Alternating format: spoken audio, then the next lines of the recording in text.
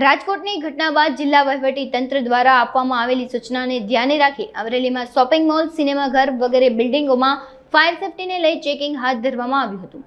શહેર police PI તેમજ fire officer અને તેઓની ટીમ દ્વારા સમગ્ર શહેરમાં ચેકિંગ કરવામાં આવ્યું હતું.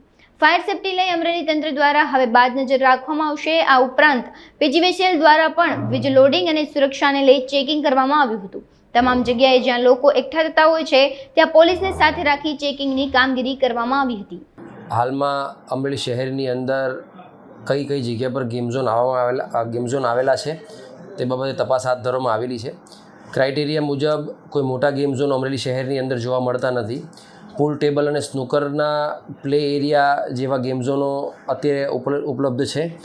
બાકી જે જગ્યા પર પબ્લિક ગેધરિંગ થાય છે એવા મોલ, સિનેમાઘરો અને વિવિધ પ્રકારના બિલ્ડિંગોની અંદર મહેરબાન કલેક્ટર સાહેબ શ્રી દ્વારા સૂચના આપવામાં આવેલી છે કે આ જગ્યાઓ પર ઇન્સ્પેક્શન હાથ ધરવામાં આવે અને ઇન્સ્પેક્શન હાથ ધરી અને જે જગ્યા પર ફાયર ઇન્સ્ટોલેશન કરવામાં આવેલું છે તે સાધનો કાર્યરત છે કે નથી અને જો એનઓસી લીધેલ બિલ્ડિંગ ના હોય તો તેવા બિલ્ડિંગો બાબતે કાર્યવાહી કરવા બાબતે હાલમાં પ્રક્રિયાઓ હાથ ધરવામાં આવેલી છે. હાલમાં 2 થિયેટરો કાર્યરત છે જેની અંદરથી રેડ કોર્નર સિનેમા ખાતે ફાયર એનઓસી સર્ટિફિકેટ ધરાવે છે.